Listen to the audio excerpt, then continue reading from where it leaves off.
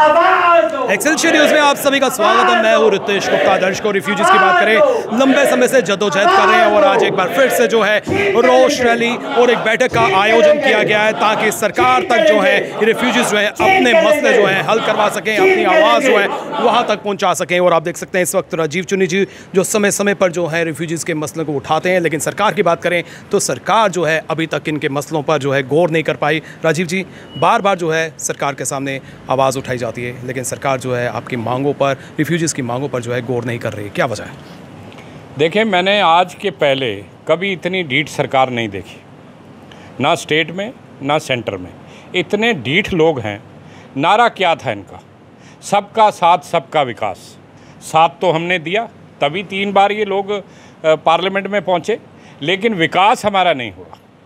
यानी हमारा जो पार्ट था वो हमने पूरा किया, लेकिन जो सरकार के हिस्से में था कि विकास करना, वो उन्होंने नहीं किया। और हम कोई खैरात नहीं मांग रहे, ये हमारा संवैधानिक हक है, क्योंकि हम अपनी चल अचल संपत्तियां पीछे छोड़ आए हैं।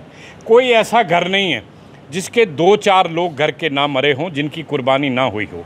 और अगर हम लोग खड़े ना होते, हम भी कश्मीरियों की तरह बाग खड़े होते, तो आज ये सारे का सारा जम्मू कश्मीर पाकिस्तान होता। लेकिन हमने इतना समय दिया महाराजा हरि सिंह जी को कि वो एक्सेशन करें, तब तक हमने रोके रखा। एडवांस उनका जो था कबाइलियों का या पाकिस्तान की सेना का, हमने जानें दी हैं। लेकिन उन जानों का क्या कर रहे हैं आप? ये कुर्बानी का सिला है आपका। और आपने कहा था जो पैकेज हमारा 25 लाख का था, हमारे बच्चों को प्रोफेशनल टेक्निकल कॉलेज में रिजर्वेशन मिले, हमारे जो एजुकेटेड अनएम्प्लॉयड यूथ हैं उनको नौकरियां मिले, ये कोई आसान करना सरकार ने? अगर आप कश्मीरी विस्थापितों को दे रहे हैं तो हमें क्यों नहीं? और फिर ये जो पैकेज था, ये भाजपा का केंद्र में आने से पहले पास हो चुका था। इन्होंने केवल मात्र उसे इम्प्लीमेंट करना था, लेकिन आप इम्प्लीमेंट नहीं कर दें। और आपने 5.5 लाख की जो बात की, उसके लिए आप पढ़ें उस पैकेज को। उसमें लिखा था केंद्र सरकार ने कि 3 महीने के अंतराल के अंदर अंदर ये सबको मिल जाना चाहिए। आज 11 साल हो गए हैं भाई साहब, सिर्फ 60% लोगों को इसका लाभ मिला है। 40% लोगों के केसेस पास होकर केंद्र में पड़े हैं बीते 2.5 वर्षों से। कोई आदमी सुनने के लिए तैयार नहीं है। 3-3 बार पार्लियामेंट का मेंबर बनते हैं डॉक्टर जितेंद्र सिंह, जुगल किशोर, और बड़ा वहाँ पर गद्दी सजाकर बैठते हैं, लेकिन कभी हमारे समुदाय की बात नहीं करते। ये रोष है। और दूसरी बात, हम लोग सारे पहाड़ी कबीले के लोग हैं, हमारा एसटी स्टेटस बनता था। अगर आप पहाड़ियों को एसटी दे रहे हैं तो मेरे लोगों को एसटी का आरक्षण क्यों ना मिले? और सबसे मज़ेदार बात यह है कि मेरे जो लोग रजौरी पुंछ में रहते हैं उनको आपने दे दिया, खुशी की बात है, लेकिन मुझे अलग कैसे कर सकते हो? मेरा एक भाई पहाड़ी और दूसरा गैर पहाड़ी। अभी हाई कोर्ट में मामला लगा हुआ था परसों सिंधु शर्मा जज जी के पास, उन्होंने एक आर्डर पास किया है, कल परसों अखबारों में आएगा। हम तो लगे हुए हैं, लेकिन अगर अदालतों से ही लड़कर लेना है तो सरकार का अचार डालना है हमने। और ये वही सरकार है, आप यकीन करें, जो 5300 परिवार मेरा जम्मू कश्मीर से बाहर रहता है, अपनी मर्जी से नहीं गया। इन लोगों ने भेजा उस समय की सरकार ने कि चूंकि चंक ऑफ पॉपुलेशन निकल कर आया है, पर्याप्त जगह नहीं है आपको यहाँ रखने की, तो आप तब तक बाहर रहिए। हमने हाई कोर्ट में 7 साल केस लड़ा। 2017 से 2023 में फैसला आया कि जितना 5300 परिवार बाहर रहता है सबको पैसे दे दीजिए जो जम्मू वालों को दे रहे हो। इन्होंने उसको इम्प्लीमेंट करने के बजाय ये डबल इंजन की सरकार, जिसको लोग कहते हैं वो हमारी हमदर्द सरकार है, ये अपील में चले गए हैं हाई कोर्ट में। लानत नहीं है इनके ऊपर। एक तरफ आप पैसा बहाए जा रहे हो जिनका कोई स्टेक नहीं है, जो कहाँ से, मुझे बताओ, कश्मीर किस दूसरे देश के कब्जे में? कश्मीर हमारे पास है, वहाँ से आया हुआ विस्थापित हर चीज़ का हकदार है। लेकिन एक इलाका जो पाकिस्तान के कब्जे में है, वहाँ मेरा जाना तो छोड़िए, भारत सरकार के प्रधानमंत्री भी वहाँ पैर नहीं रख सकते।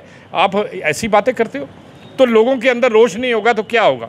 ये लोग रोष प्रकट करने के लिए यहाँ इकट्ठे। सरकार जो है बार बार आश्वासन दे रही है कि रिफ्यूजीज़ के मसले को जो है हल किया जाएगा। आने वाले समय में यहाँ पर विधानसभा के चुनाव जो हैं वो भी नज़र आएंगे, तो किस तरह की भूमिका जो है रिफ्यूजीज़ की रहने वाली इन विधानसभा चुनावों में? देखें, आप सरकार की बात ना करें, वो आश्वासन हम बड़ी देर से देख रहे हैं, 2014 के पहले से। सबका साथ सबका विकास, अच्छे दिन आएंगे, कोई नहीं आए। मेरे से किसी आदमी को पूछ लें किसी का अच्छा दिन आया हो या किसी का विकास हुआ हो। भाई कौन से नारे आप दे रहे हो? इस बार भी लोगों ने कहा चलिए, कह रहे हैं भाई करेंगे, मान लीजिए इनकी बात। अब मज़ेदार बात यह है, वायदा करने के लिए चुनाव में कोई और लोग आते हैं और जीतने के बाद कोई और चेहरा सामने आ जाता है। वो कहता है मैंने तो वायदा किया ही नहीं था। यानी आप ठगी कर रहे हैं, ये ठगी है लोगों के साथ।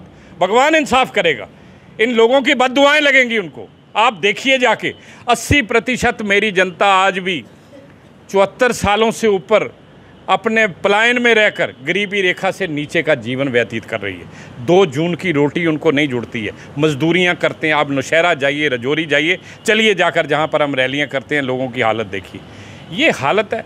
हम लोगों को बुलाते हैं, वो बेचारे कहते हैं जी हम आ नहीं पाएंगे कार्यक्रम में, हमने दिहाड़ी लगानी, हमारी दिहाड़ी टूट जाएगी, या मैं मेटाडोर चलाता हूँ, मुझे मालिक मेरी मेटाडोर से निकाल देगा। ये हालत है आज, और सरकार सुनती नहीं है। साफ तौर पर जो है राजीव जुनी जी का ये कहना है कि जिस तरह से सरकार ने आश्वासन दिया था, अब वक्त आ गया कि सरकार जो है अपने वादे पर पूरा उतरे। जिस तरह से आरक्षण की बात की जाए या फिर जो कंपनसेशन की बात की जाए, उसको जो है अमली जमा पूर्ण रूप से पहनाने का जो है सरकार को कदम उठाना चाहिए, ताकि जो इनका रोष है वो समाप्त हो सके। फिलहाल करण सिंह और मुझे यानी कि रितेश गुप्ता को दीजिए इजाज़त, और आप देखते रहें एक्सेलशियर न्यूज़।